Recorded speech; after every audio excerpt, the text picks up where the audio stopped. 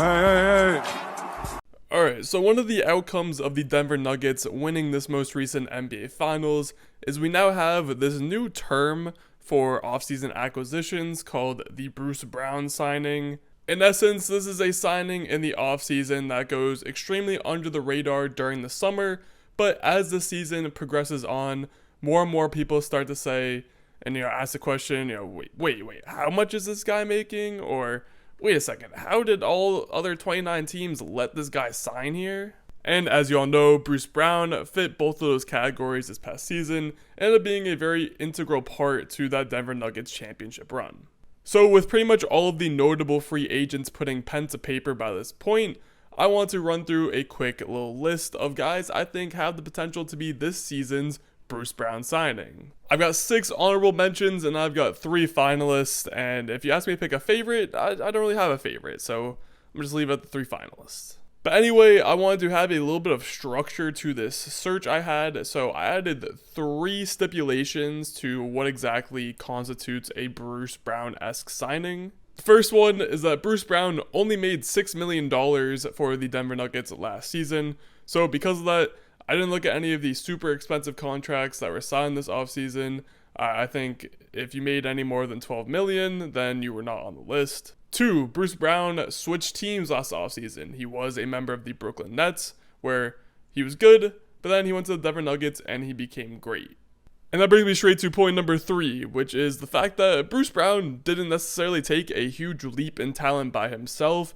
It was more so that he went from a team that wasn't really a contender, and he went to a true contender in Denver. And also, not to mention, he was much more of a seamless fit into that Denver structure than he was in Brooklyn. First up, we have Jevon Carter, who will be making about $6.3 million this season. He went from the Milwaukee Bucks and went to the Chicago Bulls. Now, there might be a few out there right now saying, who is Jevon Carter? And to be honest, I wouldn't exactly blame you if you are a person saying that.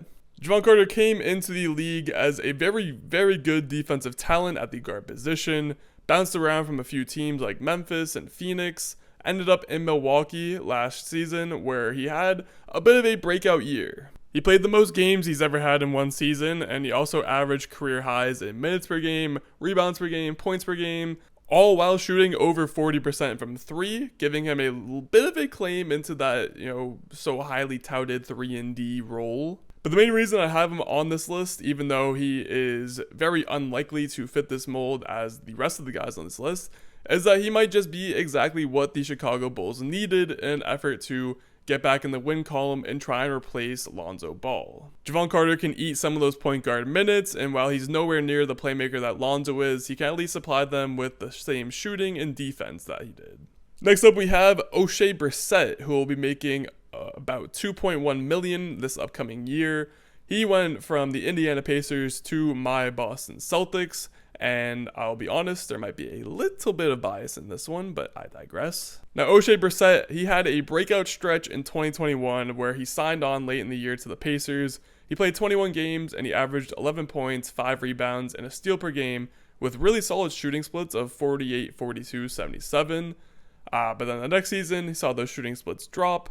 And then finally, in 2023, the next year after that, he saw them drop again to a pretty abysmal 38, 31, 71. And in that same season, he also saw significantly less playing time as the Pacers continued to, build their team and acquire more young talent that ultimately just pushed Brissett out of the rotation. And all that is really sad because, again, O'Shea Brissett was a very solid player just a few years ago. I loved watching him at Syracuse. I enjoyed watching him on the Pacers. And it was frustrating to see him not get the same, run and shots and chops that he got in previous years. And even though his production was down, I do think he could be a very suitable Grant Williams replacement, at the very least for the Boston Celtics. And at worst, even if he is a worse Grant Williams, he's only making $2 million as compared to Grant Williams, who is looking for something in the $16 to $18 million range. Up next, we have Seth Curry. He'll be making about $4.5 million this upcoming season as he returned to the Dallas Mavericks for a third stint after spending some time with the Brooklyn Nets.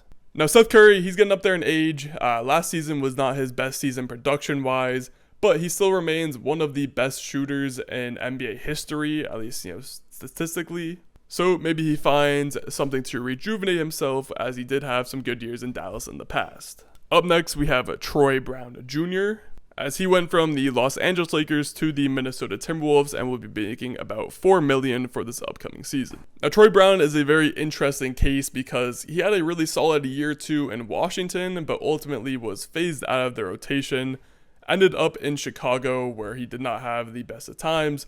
Then last season we saw him sign a 1-year prove-it deal with the Los Angeles Lakers, and actually ended up starting in about 40 games, which I do not remember at all. But he was one of the bright spots for an otherwise ugly first half to that Lakers season, and he had probably his best season of his career. Not to mention he shot a career best 38% from 3, so maybe he sees a larger role in Minnesota, who lost a few players this offseason, and maybe he can capitalize and help push them over the top. Now up next we have someone who made a good amount of noise already from their signing when they actually signed their contract, and that is Eric Gordon, who is going to be making about $3.2 million for the Phoenix Suns this next season after spending some time with the Los Angeles Clippers.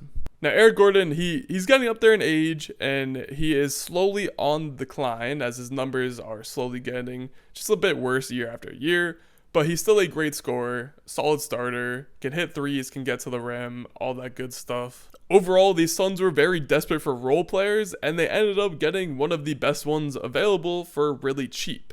Now I understand there's a bit of an asterisk on this one because reportedly there were other offers on the table for Eric Gordon that had more money for him, so you can't exactly say that it was such a steal for Phoenix because he clearly wanted to go here more than other locations, so other teams might not even had any chance at all.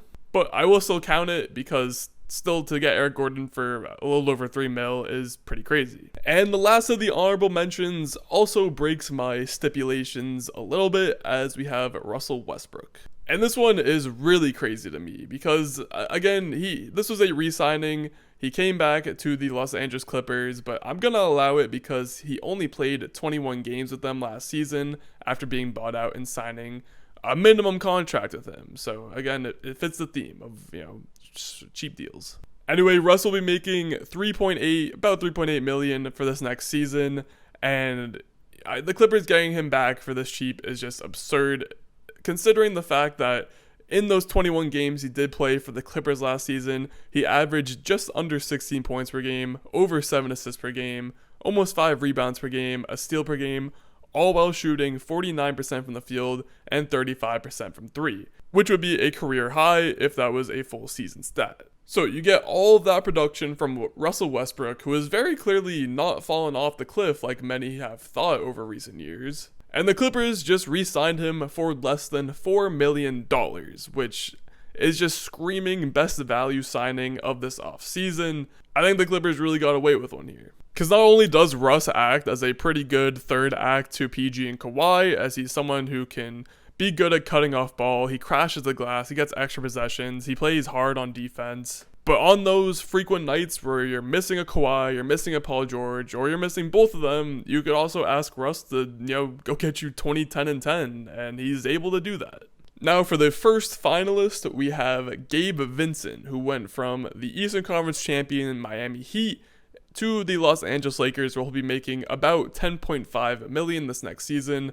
He is the most expensive player on this list, but I still think that he can fit this Bruce Brown role. And I say that because Gabe Vincent proved in recent months that he is a solid player. He started all 22 playoff games for the Miami Heat, where he averaged just under 13 points, over 3 assists, while shooting 38% from 3 on over 6 attempts from 3 a game. And as we know, the Lakers are a team where LeBron James has the ball in his hands a lot.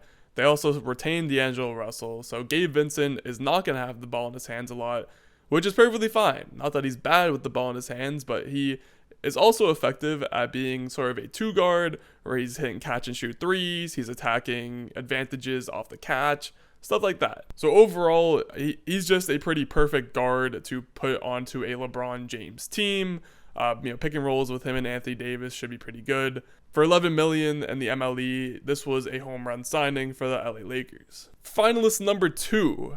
Funny enough, we talked about someone leaving Miami for the last one, and now we have someone coming to Miami, and that is Josh Richardson coming over from the New Orleans Pelicans. Now, Josh Richardson will be making a little over $3 million this upcoming season, and when doing the research on Josh Richardson, I was pretty surprised to see the amount of high-level production he's had in his career, considering that he's someone I don't think a lot of more casual NBA fans even know. Not to mention, this is not his first stint in Miami. He was actually drafted in Miami all the way at the 40th pick, so it can make some sense that the Heat took a chance on him. He ended up being very good as he had his breakout season in Miami back in 2019, so maybe this home return could be something that sparks another, big season for Josh Richardson. And quick side note, just a little thing I saw from looking at his stats, but he has a breakout year in 2019.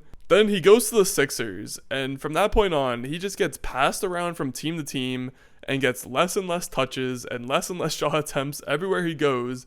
So again, hopefully the Miami Heat will just put the ball in his hands and let him operate, because Josh Richardson's a very capable offensive player, also a very good defensive player, and he's someone that I think will just be on the court a lot for a Miami Heat team that, they play their best players. They often have some injuries, and I think Josh Richardson is going to have a sweet homecoming and his return to the Heat. And then we have our last finalist, who, I said I didn't have a favorite, but I think this one might be my favorite. And it's another pickup by the Los Angeles Lakers, and that's Taurean Prince. Prince came over from Minnesota. He's going to be making about $4.5 million for the Lake Show just next season. And I'm really excited for this because Taurean Prince is just a really, really solid player who just hasn't really had a chance in the NBA yet. In his 7 years of experience, the best team he's played for were the 46-win Timberwolves from 2022, who finished as the 7th seed in the Western Conference. Anyway, Taurean Prince is one of the few guys in this league who might actually be worthy of the 3-and-D label. He's not an all-defensive guy or anything like that, but he can hold his own. He's not scared of any matchup you want to put him on. He's a 38% shooter. He's been around that for a couple years now on the offensive side of the ball. He can pass well, he can move, he can cut off ball, doesn't need the ball in his hands, all that good stuff. Especially at a time where LeBron James is starting to slow down a little bit, you can maybe ease off on some of his minutes just by being able to throw Taurean Prince on the court for an extra, 5 minutes a night. He's someone that should pair well with the other forwards like Jared Vanderbilt.